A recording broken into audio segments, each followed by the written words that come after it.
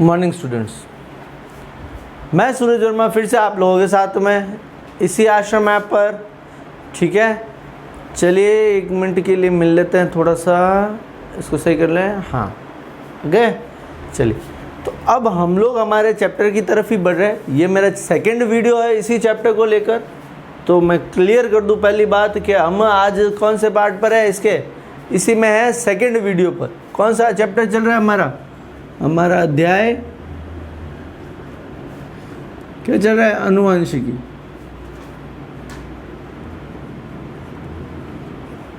जिसको अपन क्या बोलते हैं? जेनेटिक्स। ठीक है, अब अपना मीडियम क्या है? हिंदी।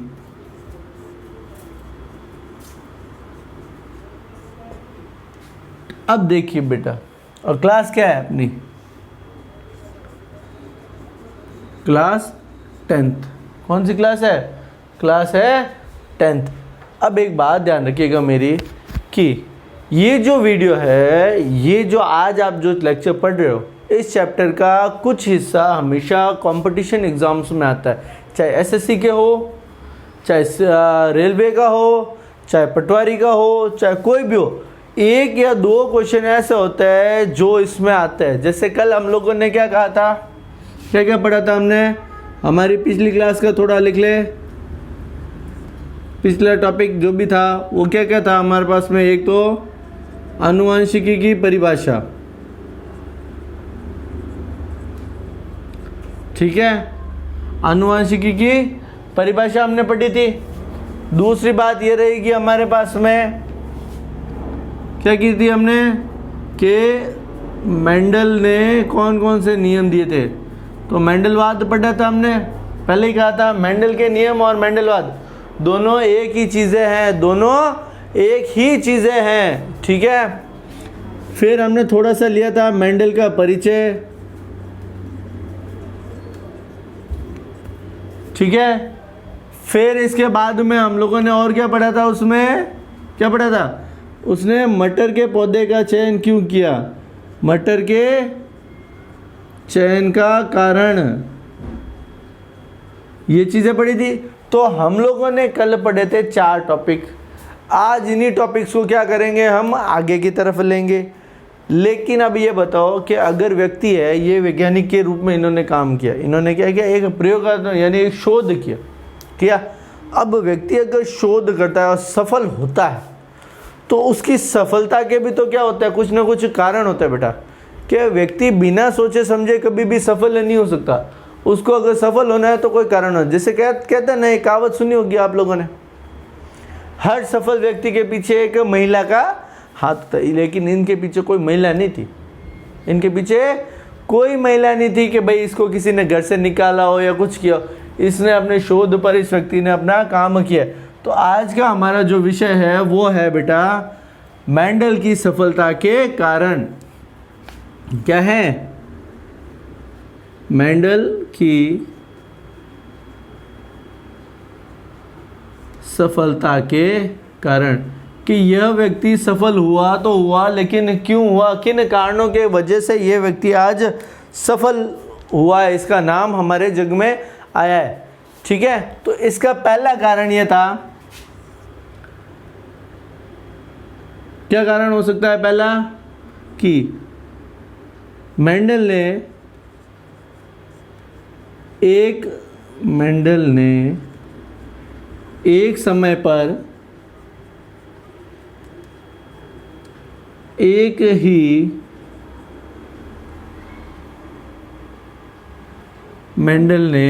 समय पर एक ही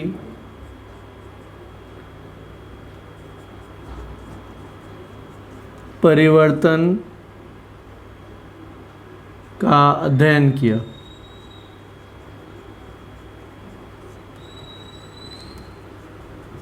ठीक है, अब मेंडल ने क्या किया कि जो मटर के पौधे थे ना, उन पौधों में इसने जो भी काम किया, अब अगर उनमें किसी तरह का कोई भी बदलाव आया है तो बदलाव क्यों आया, किसके कारण आया? अब हो सकता है भाई एक पौधा लिया था अपन, मैंने क्या कहा था, मटर का जो पौधा होता है ना वो 1 वर्ष होता है, यानी एक ही समय में, यानी 1 साल में, यानी अपने 3-4 महीने की जो ड्यूरेशन है, जो समय अवधि है, उसमें वो बहुत सारे लक्षण दे देता है। हमने 7 लक्षण पढ़े थे, उसके बीजों का कलर पढ़ा था, उसके बीजों की आकृति पढ़ी थी, पुष्प का कलर पढ़ा था, पुष्प के बारे में उसके थोड़ा सा ज्ञान लिया था कि पुष्प की स्थिति क्या होती है, किस जगह पर आता है वो, है ना। फली पढ़ी थी, फली का आकार पढ़ा था, तो ये सब उसका रंग पढ़ा था। तो इन सब जितने भी उसमें परिवर्तन आए, जितने भी कारक आए, उन सब का उसने एक एक करके अध्ययन किया। ऐसा नहीं है कि इस बीज की आकृति ये आ गई, इसको आधा पढ़ा और उसको अगला पढ़ा। तो वही चीज़ हमारे लिए भी मायने रखती है। ये पहला पॉइंट है उसकी सफलता का। इस कारण वो क्या हो गया, सफल हो गया, वो व्यक्ति सफल हो गया। अब देखो, अगर अपने को भी सफल होना है ना, तो अपने आप को क्या करना है, एक ही प्लेटफॉर्म पर, यानी एक ही जगह पर क्या करना है, उसको बार बार स्टडी करनी है। जैसे मान लीजिए आप में से कोई बच्चा आगे जाके एयरफोर्स की तैयारी करना चाहता है, तो अगर उसको एयरफोर्स की तैयारी करनी चाहिए तो बेटा उसको एक सही गाइडेंस चाहिए। क्या चाहिए, सही गाइडेंस चाहिए। और बिना गाइडेंस के बेटा आप आगे नहीं आ सकते। पहली बात तो ये, गाइडेंस आपको तभी मिलेगा जब आपको आगे आना है ना। अगर आप रुचि करोगे तो ही व्यक्ति आपको गाइडेंस देगा, वरना कौन देगा। आप किसी से अगर सलाह लोगे ही नहीं तो बेटा कौन आपको बोलेगा कि बेटा ऐसा काम कर। क्योंकि बिना सलाह के तो हम लोग क्या करते हैं, दूसरे पर गुस्सा हो जाता है। अब देखिए, चलिए दूसरे अध्ययन की हम बात करें तो इसका जो दूसरा कारण था, मेंडल ने प्रत्येक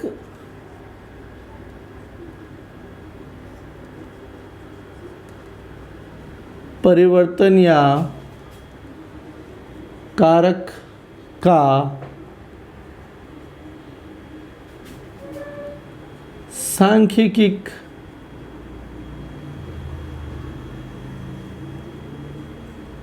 रूप से अध्ययन किया।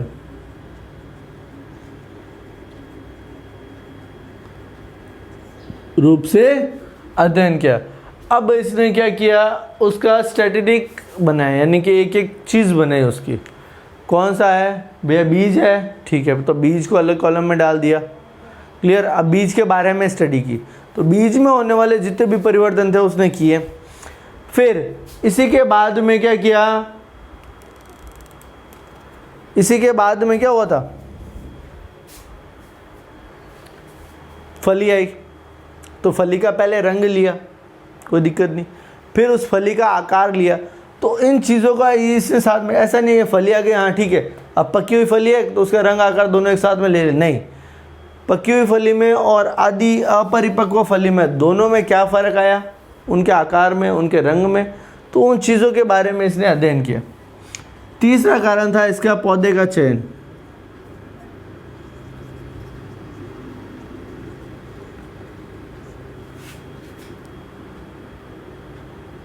पौधे का चयन सोच समझ कर किया।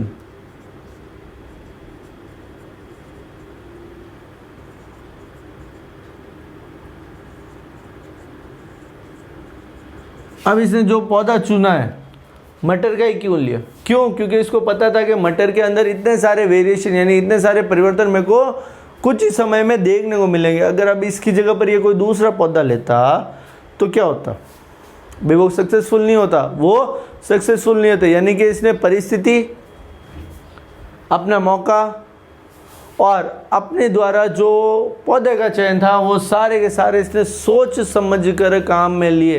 क्या लिए, बिल्कुल ही सोच समझ कर काम में लिए।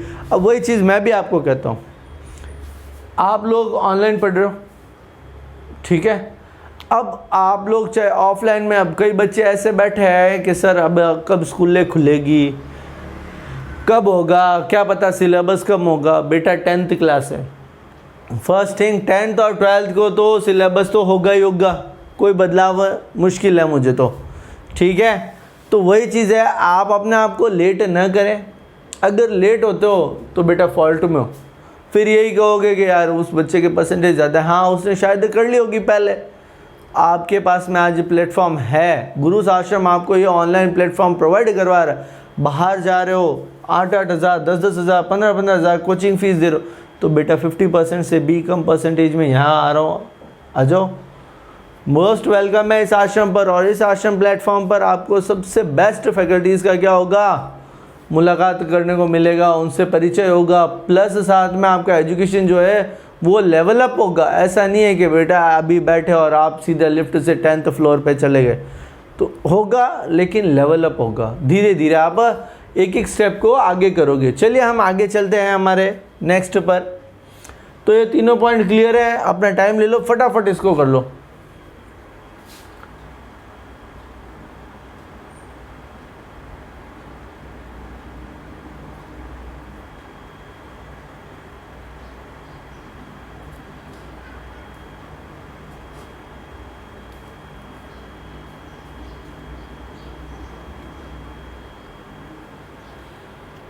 चले आगे, चलिए अब हम बात करते हैं। देखो मेंडल ने अपना जो काम किया वो हो गया, लेकिन मेंडल अपने आप को इतना फेमस नहीं कर पाए। मेंडल ने जो काम किया ना वो तो रह गया बेटा।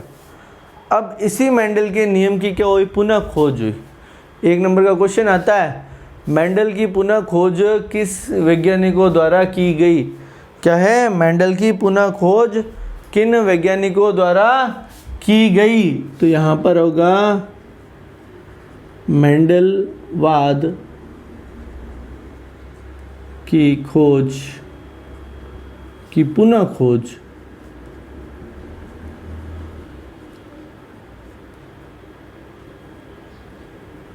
ठीक है। तो इसके लिए अपन क्या करेंगे, अपने पास में 3 लोग थे। क्या थे? 3 लोग थे। 3 लोगों ने इसकी क्या की थी बेटा, खोज की थी। 3 लोगों ने इसकी खोज की थी। एक तो थे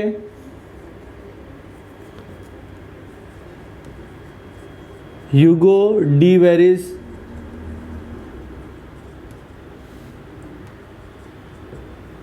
ठीक है।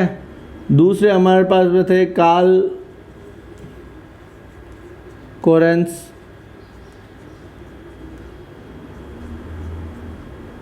और तीसरे थे एरिक, ठीक है। तीसरे कौन थे? एरिक।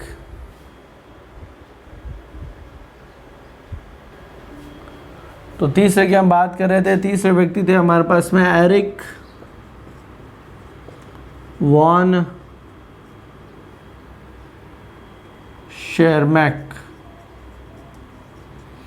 अब तीनों व्यक्ति ये वो वैज्ञानिक थे जिन्होंने मेंडलवाद को वापस खोजा, मेंडलवाद को वापस खोजा और इसको आगे आने का एक मौका दिया। ये व्यक्ति था हॉलैंड से, आप थे जर्मनी से। आपका मतलब आप नहीं, कार्ल कोरेंस, ठीक है। और एरिक वॉन शेरमैक थे बेटा ये ऑस्ट्रिया के। अब ऑस्ट्रिया कहाँ है?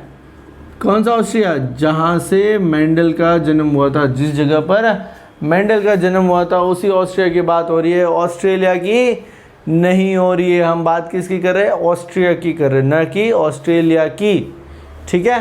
आगे बात समझ में? तो ये था आपके पास में इन तीनों का एक क्वेश्चन कि मेंडलवाद की पुनः खोज करने वाले वैज्ञानिकों के नाम कंपटीशन एग्जाम्स में भी है और आपके सिलेबस में भी है, तो इसका ध्यान रखें। अब हम लोग बात कर रहे हैं कुछ शब्दावली की, आनुवंशिक शब्दावली की, ठीक है। हम कुछ शब्दावलियाँ लेंगे। जैसे होता है ना कि आप लोग अपना चैप्टर पढ़ते हो, चैप्टर के बीच में कोई मुश्किल शब्द आता है तो उस शब्द को हम क्या पढ़ेंगे, कैसे पढ़ेंगे, तो उन शब्दों के बारे में हम थोड़ी सी बात करेंगे। अब पहले देख लेते हैं कौन कौन से शब्द हैं जिनके बारे में हम पढ़ने वाले हैं। पहला है आप लोगों के पास में जीन, दूसरा है युग्म विकल्पी,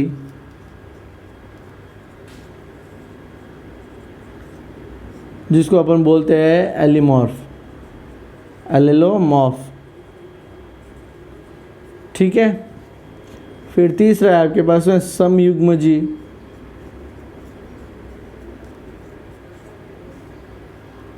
चौथा आपके पास में है विषम युग्मजी,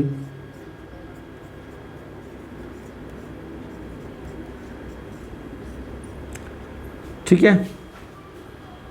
फिर 5वें पॉइंट की हम बात करेंगे तो वो होगा हमारे पास में जीन प्रारूप।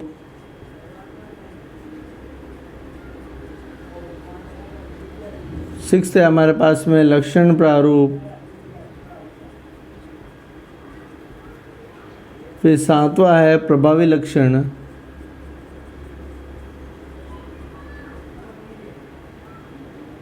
8वां है अपने पास में अप्रभावी लक्षण। फिर 9th है हमारे पास में जनक पीढ़ी।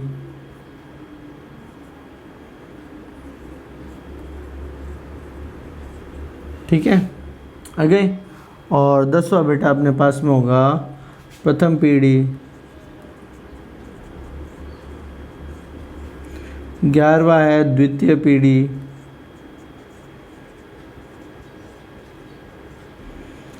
12वां अपने पास में किससे जुड़ा हुआ है, इन्हीं से जुड़ा हुआ है, सॉरी इससे नहीं, अपन इन्हीं से लेंगे, लेकिन पहले लेंगे एक संकर संकरण। एक संकर संकरण। फिर 13वां होगा द्विसंकर संकरण।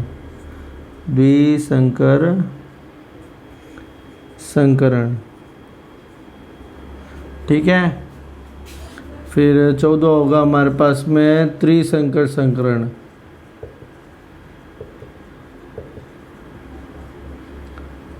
15वां हमारे पास में बहुसंकर संकरण। बहुसंकर संकरण, ठीक है, अगली बात समझ में। फिर इसके बाद में 16वां जो है हमारे पास में होगा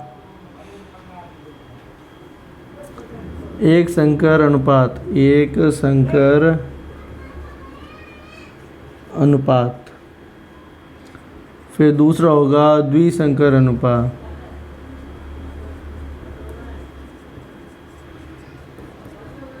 फिर 18वां होगा व्युत्क्रम।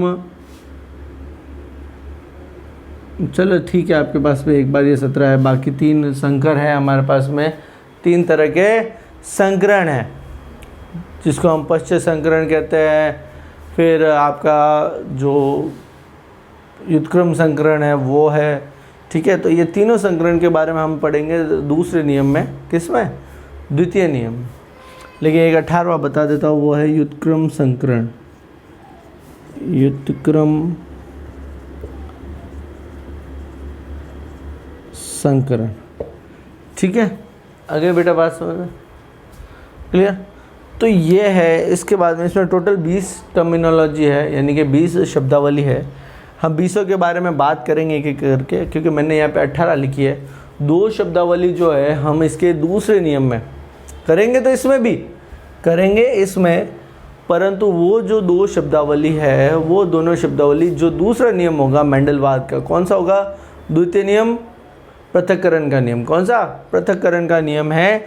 उसके अंदर आप उसका ज़्यादा विशेष देखोगे, उसको उदाहरण सहित उसमें समझो। यहाँ पे मैं समझाऊंगा ज़रूर आपको, परंतु उसमें हम ज़्यादा अच्छे से समझेंगे उसको, ठीक है। तो पहली बात करते हैं हम लोग इनके बारे में, कुछ एक एक करके सबके बारे में देख लेते हैं। तो सबसे पहले एक बात ध्यान रखिएगा मेरी, कि अगर आप कोई काम कर रहे हो, फटाफट से ना इन 18 पॉइंट को एक बार लिख लीजिए कि हम किस किस के बारे में बात करेंगे। और मुझसे लाइव आने के लिए बेटा, मेरा लाइव जो टाइमिंग है, मेरा जो लाइव टाइमिंग है इस आश्रम ऐप पर, आप जब चाहो मुझे आप इस आश्रम ऐप से लिंक करो अपने साथ में, मेरा व्हाट्सएप पर, चाहे फेसबुक पर, चाहे ट्विटर पर, चाहे इंस्टाग्राम पर, सब जगह पर गुरु आश्रम ऐप से आपको हम मिल सकते हैं। ओके, चलिए तो एक बार इसको फटाफट लिख लीजिए। ये सारे 18 पॉइंट है, फिर हम इनके बारे में आगे चर्चा करते हैं।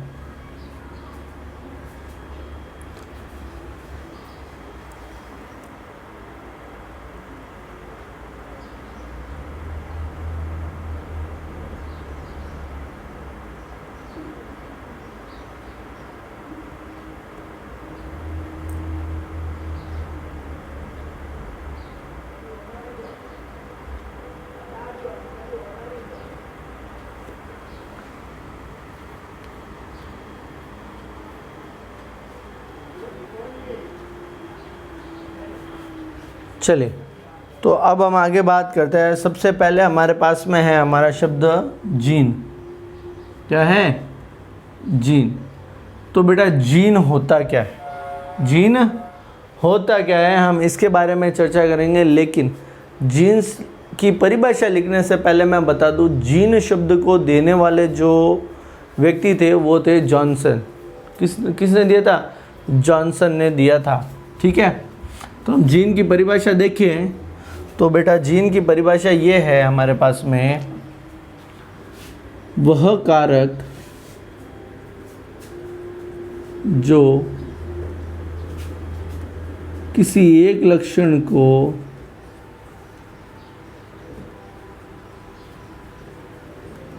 क्या करता है? नियंत्रित करता है,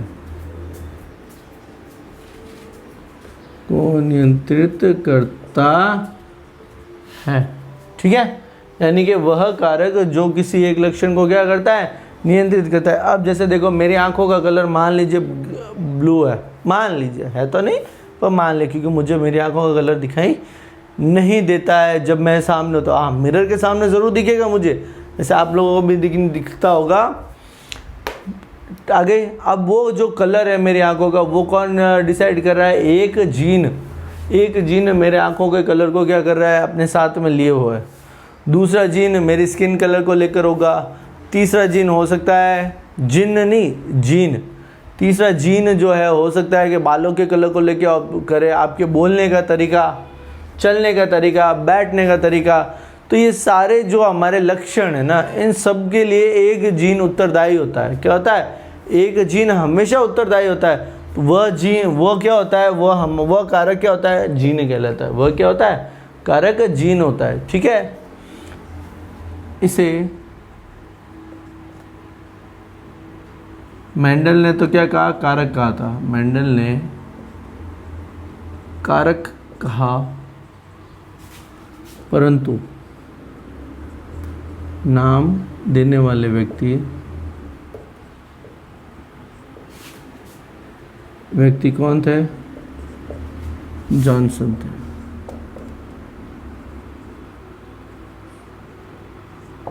इन्होंने इसको नाम दिया था। जीन नाम देने वाला व्यक्ति कौन था? जॉनसन। अब वापस बात कर रहा हूँ मैं, वापस थोड़ा सा पीछे लेके जा रहा हूँ। जनक कौन? Gregor Mendel. फिर सबसे पहले आनुवंशिकी शब्द का प्रयोग यानी जेनेटिक्स शब्द का प्रयोग किसने किया था? बैटेसन ने। हेरिडिटी शब्द का प्रयोग किसने किया? स्पेंसन ने। फिर आप देखो, जीन शब्द देने वाला व्यक्ति कौन? जॉनसन। अब जेनेटिक्स को देने वाला बैटेसन, लेकिन जीन शब्द को देने वाला कौन? जॉनसन। और जेनेटिक्स की उत्पत्ति कहाँ से हुई? जीन शब्द से हुई। वो कौन सी भाषा का? ग्रीक भाषा का। ठीक है, अब हम बात करते हैं, दूसरी बात करते हैं हमें युग्म विकल्पी की। युग्म विकल्पी की, तो बेटा युग्म विकल्पी होता क्या है? देखो इसमें नाम के अंदर देखो, युग्म विकल्पी। युग्म का मतलब होता है जोड़ा, विकल्पी का मतलब होता है दूसरा, यानी अल्टरनेट फॉर्म, यानी एक अलग ही रूप होता है ना भाई। अगर आप आज मान लीजिए कि आपके पास में एक पेन है, दो पेन है, दो में से अगर एक खराब होता है तो उसका अल्टरनेट आपके पास में है ना, एक और ऑप्शन तो है, तो वही होता है युग्म विकल्पी। वही क्या होता है? युग्म विकल्पी। तो युग्म विकल्पी की परिभाषा अगर हम माने, किसी एक कारक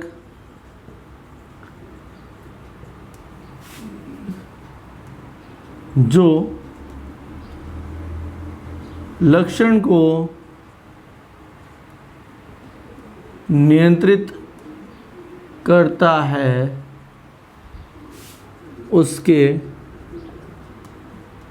उसके जीन के दो विपर्यासी रूप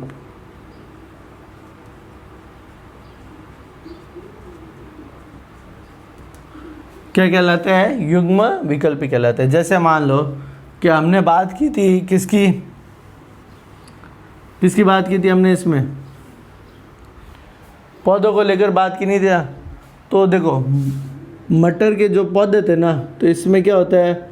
ऊंचाई कितनी थी? एक प्रभावी में क्या था? लंबाई, और अप्रभावी में बौनापन, यानी कि छोटा था।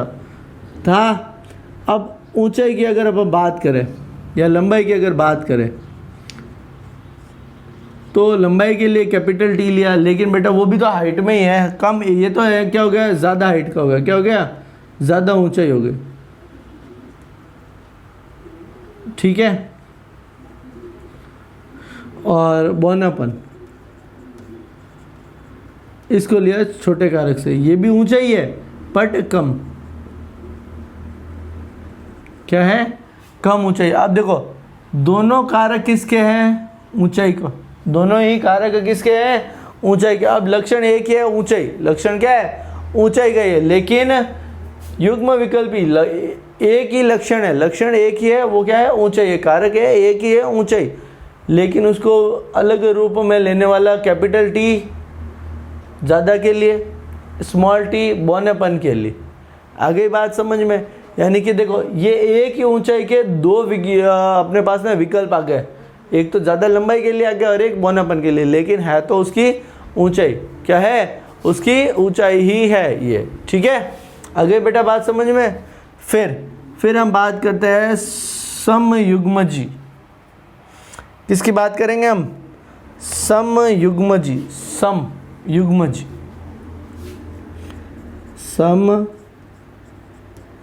समयुग्मजी। अब देखो नाम के अनुसार वर्ड क्या आ रहा है, सम, सम का मतलब होता है समान युग्म, समान युग्म, युग्म का मतलब क्या कहा था मैंने अभी, जोड़ा, यानी कि दो जोड़े, क्या हो गए, दो कारक।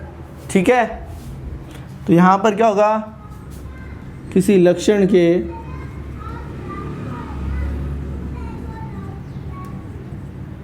समान दो कारक, जीन या कारक कह दो, समयुग्मजी कहलाता है।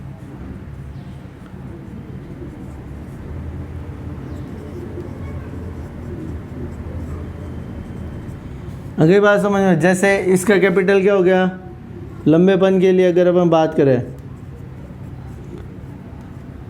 दो बार टी, और यदि बौनेपन की बात करें तो दो बार स्मॉल टी। अगली बात समझ में, याद रखिएगा कि लंबेपन और छोटेपन के लिए हम कारक, बौनेपन के लिए कारक क्या ले रहे हैं, लंबेपन के लिए कैपिटल टी और बौनेपन के लिए स्मॉल टी।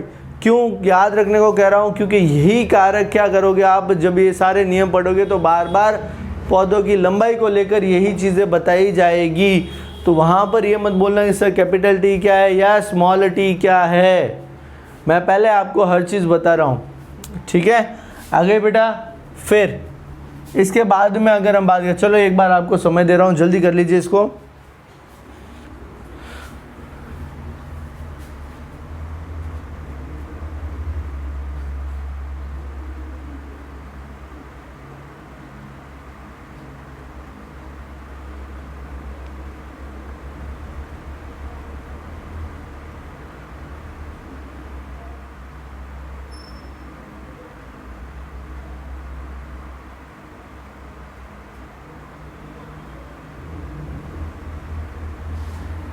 चलिए हो गया।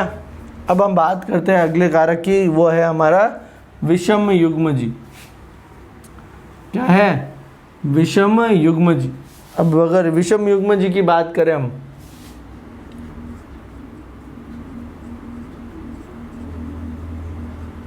बात आ गई ना, क्या आ गया, विषम। विषम का मतलब होता है जब एक समान न हो, जब एक समान न हो। ठीक है, यानी कि परिभाषा वही रहेगी, किसी लक्षण को नियंत्रित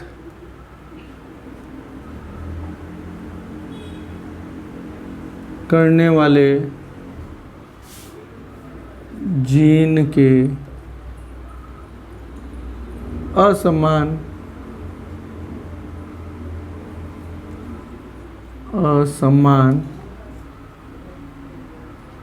युग्म विकल्पी क्या कहलाता है, विषम युग्मजी। क्या कहलाएंगे बेटा, वो विषम युग्मजी कहलाएंगे। अब अगर एक ही कारक है, कारक एक ही है, लंबाई का ही है, लेकिन उसको नियंत्रित करने वाले दोनों युग्म विकल्पी क्या है, असमान है, दोनों के दोनों ही बेटा असमान है तब, ठीक है। जैसे अपन ने क्या माना, लंबाई के लिए क्या है, कैपिटल टी है, लेकिन क्या आपको पता है कि जब जो शुद्ध होते हैं उनमें भी एक लक्षण रहता है। जैसे मान लीजिए आप में से कोई है, आप में से ही अगर मैं बात करूं किसी की, तो क्या होगा, किसी के भाई की आंखों का कलर अगर ब्लू है और उसी के दूसरे भाई के आंखों का कलर मान लीजिए काला है, यानी कि माता पिता की आंखों का कलर दोनों में ही है, दोनों में है, लेकिन एक में दिख रहा है तो दूसरे में बेटा वो छुप रहा है ना। तो यहाँ पर उसी तरह से जब इन पौधों में क्रॉस करवाया जाएगा तब लंबाई के दूसरे एक और कारक आएगा, वो कैपिटल टी और स्मॉल टी। अब देखो कैपिटल टी तो लंबेपन का है और स्मॉल टी किसका है, बोनेपन का है ना। परंतु अभी ये दोनों कहाँ हैं, लंबाई के साथ में चल रहे, यानी कि ये टी दिखाई दे रहा है, ये स्मॉल टी बोनेपन का लक्षण उस व्यक्ति में या उस पौधे में दिखाई नहीं दे रहा है, और नहीं दे रहा है इसी वजह से ये क्या हो गया, विषम युग्मज हो गया। क्या हो गया, विषम युग्मज हो गया। तो बेटा ध्यान रखिएगा, ओके। यहाँ तक हम बात कर रहे हैं। अगले वीडियो में हम अगले टॉपिक्स के बारे में लेके चलेंगे, जहाँ से हम जीन प्रारूप, लक्षण प्रारूप, इन सब की चर्चा करेंगे। और इसी चैप्टर के यदि आपको मेरे handwritten notes test series available हो जानी चाहिए, तो आप लोग क्या करोगे, इसको डाउनलोड करोगे, इस ऐप को क्या करोगे, अपने फ़ोन में डाउनलोड करोगे और जितना जल्दी हो सब्सक्राइब कर लीजिए। इसी फ़ोन के अंदर हमारे कॉन्टैक्ट नंबर्स भी हैं जो आपको क्या मिल जाएंगे अवेलेबल। जैसे आप सब्सक्राइब करते हो तो आप हमें कह सकते हो कि सर हमने आपको सब्सक्राइब किया और हम आपसे आगे ये प्रॉब्लम है या हमें इस चीज़ के बारे में अधिक जानना है, तो बेटा हम लोग हमेशा आपके लिए तत्पर हैं। तब तक के लिए कल मिलते हैं एंड थैंक यू।